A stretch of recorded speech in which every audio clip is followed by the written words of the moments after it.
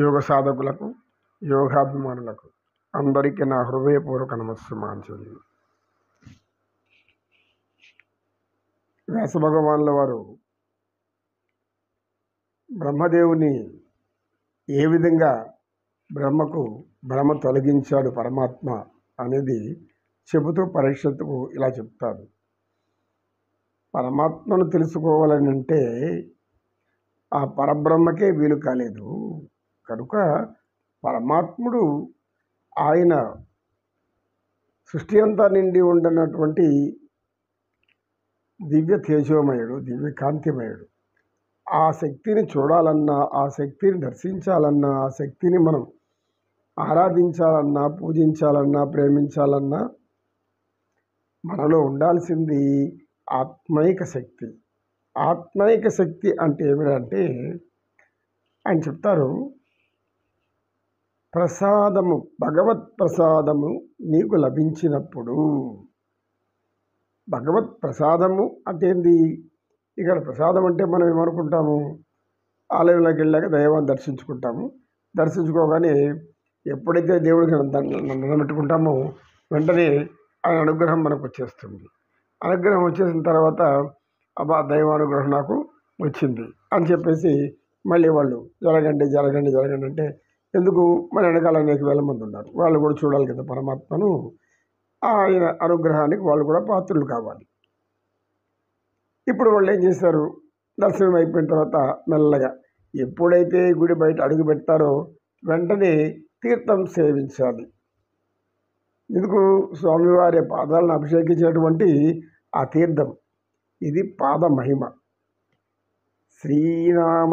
శ్రీరాముడైనా సరే, శ్రీరామచంద్రుడైనా సరే, శ్రీ మహావిష్ణువు మొదలుకొని ఆయన అవతారాలు అన్నీ కూడా, ఏ అవతారంలో మనం ఏ గుడికి వెళ్ళినా, ఏ ఆలయానికి వెళ్ళినా తీర్థం అనే దానికి ఎటువంటి లోటు ఉండదు. ఎందుకు?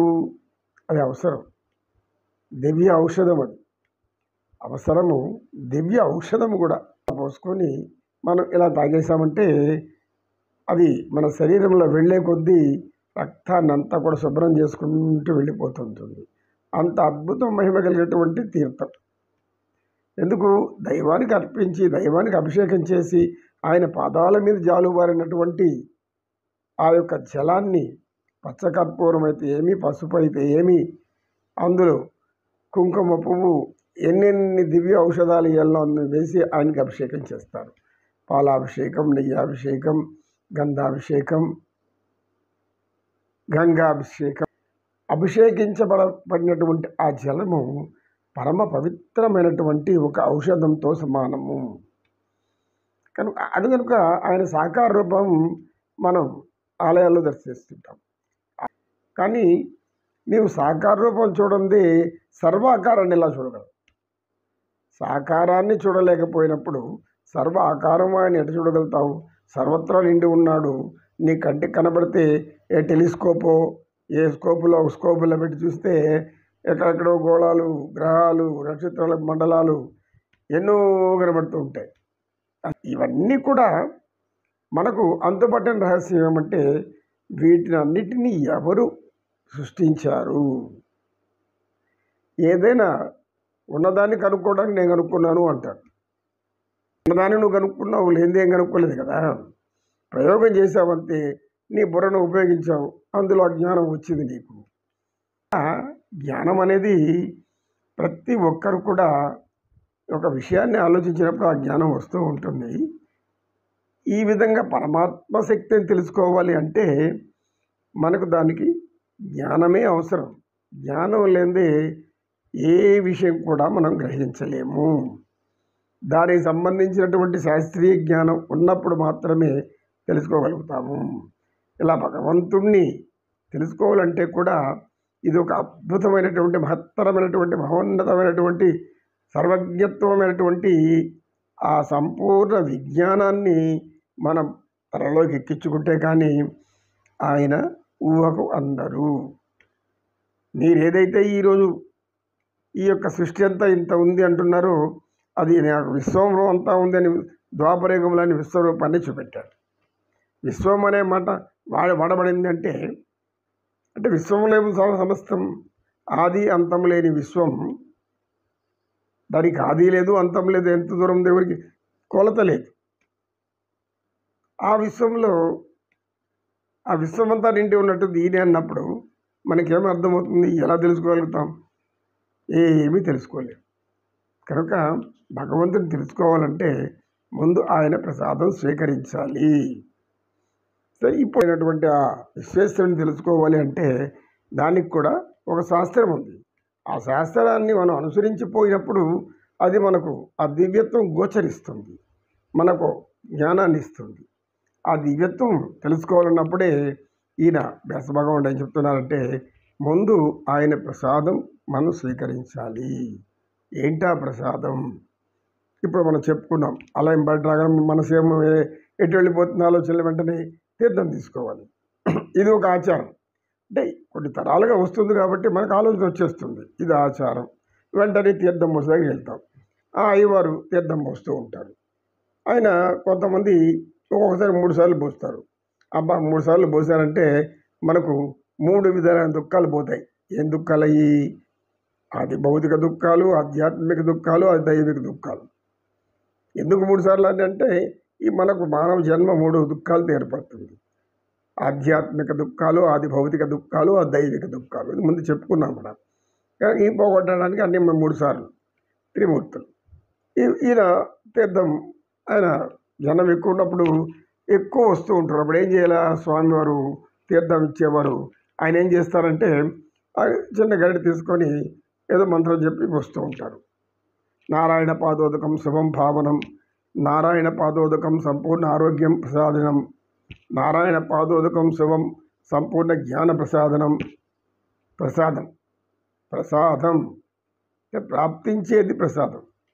నీవు ఈ తీర్థం తీసుకుంటున్నావు కాబట్టి నీకేం ప్రసాదం వస్తుంది? ఆయురారోగ్యం వస్తుంది, జ్ఞానం వస్తుంది, అదేవిధంగా తెలివి వస్తుంది, తర్వాత మంచితనం వస్తుంది, సహనం వస్తుంది. ఎన్ని వస్తుందంటే అన్ని వస్తుంది. ఎందుకు? ప్రసాద మహిమ, తీర్థ మహిమ. తీర్థం కూడా ప్రసాదమే. అది కూడా స్వామివారి పాదాభిషేకం చేసినటువంటి తీర్థం, పాదమహిమ. ఆ పాదమహిమ అంతే.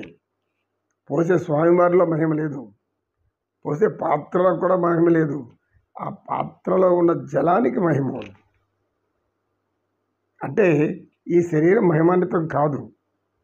ఈ శరీరంలో ఉండే సప్తధాతువులు రక్త మాంస మధ్య మేధస్సు రేతస్సు అస్థి ఇవన్నీ కూడా కాదు. మరెవరు అసలైంది? ఎవరు? లోపల ఉన్నటువంటి ఆత్మ. మనసు బుద్ధి అహంకారం ఇవన్నీ ఈ శరీరాన్ని అంటిపెట్టుకొని మాత్రమే ఉంటాయి, కర్మలను సంస్కారాలను అనుసరించి. ఆత్మకు ఇవేమీ అంటుకోవు. కనుక ఈ ఆత్మతృప్తి కోసం మనం ఇలా చేస్తాం. ఏం చేసాం? అది మనకు ఆచారం. ఒక్కొక్కసారి స్వామివారు 3 గరిటెలు పోయకుంటే తొందరలో ఒక గరిటె పోస్తారు. స్వామికి 2 సార్లు అయ్యా వెనకాల వస్తుగా ఉంటారు. ఇంకొకసారి ఏంటి స్వామి 2 సార్లు, లేకపోతే నాకు మనశ్శాంతి ఉండదు. ఎందుకు ఉండదు మనశ్శాంతి? 3 సార్లు తీసుకుంటేనే అది పవిత్రం. ఒకసారి తీసుకుంటే పవిత్రం కాదు. 3 సార్లు పోయాలి దాన్ని. సరే, స్వామివారి ఇదేంది తలనొప్పి అనుకొని 3 సార్లు అట్లా పోసేస్తాడు. పోసేటప్పుడు అబ్బా ఇప్పుడు నాకు సంపూర్ణమైనటువంటి జ్ఞానము ఆరోగ్యం అంతా వచ్చేసి. అన్నిటికీ కారణం మనసే. మనసు కారణం కనుక మనసు కారణాన్ని విడిచిపెట్టి మనం అనేక కారణాలు వెతుక్కుంటూ పోతుంటే మనకు దారి తెలియదు, రొంకా తెలియదు, ఏమీ తెలియదు. ముందు ఎట్లా పోవాలి, వెనక్కి ఎట్లా పోవాలి, ఇలా కుడి పక్కకి ఎలా వెళ్ళాలి, ఎడమ వైపుకి ఎలా వెళ్ళాలి. మనసే అన్నిటికీ కారణమైంది అనే యొక్క సూత్రాన్ని గ్రహిస్తే మనకంతా ఆనందమే, దివ్యత్వమే, పరమానందమే. అంతకంటే ఇంకా మనకు మించిన ఆనందం భగవంతుడికి ఏం చెప్పడు. ఆయన చెప్పిన సూత్రం అదే. నాయనా నీ చిత్త వృత్తులను నిరోధించు. ఎలా నిరోధించాలి? అభ్యాస వైరాగ్యాభ్యం తన్నిరోధము అన్నప్పుడు స్వామివారి పాదాలను, ఆ పాద మహిమను మనం కానీ తాకినట్లయితే అది ప్రసాదం అవుతుంది అని చెప్తూ పరీక్షిత్ చెప్తాడు. రాజా, నువ్వు అడిగావు, ఏమడిగావు? వీళ్ళందరూ రాక్షసులు, దుర్మార్గులు, దుష్టులు, అనేక హింసలు చేసిన వాళ్ళు, పరమాత్ముని చేత చంపబడినటువంటి వాళ్ళు పుణ్యలోకాలు ఎలా వెళ్తున్నారు అని అడిగావు. ఆయన పాద ధూళి తగిలినా కూడా చాలు మనకు పుణ్యగతులు వస్తాయి. అంతటి ఎందుకు సృష్టి అంతా నిండి ఉండదు తానే కదా, ఎవరికి అంతు పట్టినది ఆయనే కదా. ఆది భిక్షువు ఎందుకు ఆయన ఎందుకు భిక్షువు? అంత సర్వం ఆయనలోనే ఉంది, ఆయన ఆది భిక్షువు ఏమిటి? కనుక ఇవన్నీ జ్ఞానం. ఈ జ్ఞానాన్ని మనం తెలుసుకోవాలంటే మనకు తక్కువ సమయం కనుక పరీక్షిత్తు చెప్తున్నాడు సుఖ మహర్షి, నీవు పరమాత్మను అప్పుడప్పుడు లోపల ఆయన గుణగణాలను ఏదో ఒక వ్యతిరేక ధోరణిలో ఆలోచిస్తున్నావు. ఆ వ్యతిరేక ధోరణి అది ఏంటో మళ్ళీ చర్చించుకుందాం. హరి ఓం నమో నారాయణం విశ్వం నారాయణం విశ్వాత్మానం పరాయణం విశ్వరూపాత్మకం విశ్వనామాత్మకం విశ్వదైవాత్మకం విశ్వేశ్వరం ఈశ్వరం పరమేశ్వరం జగదీశ్వరం జగదానందం. ఆనందమే పరమాత్మ. నమో నమః. కృష్ణం నమో నమః. కృష్ణం వందే జగద్గురుం, శ్రీకృష్ణం వందే జగద్గురుం మరొకడ్డి.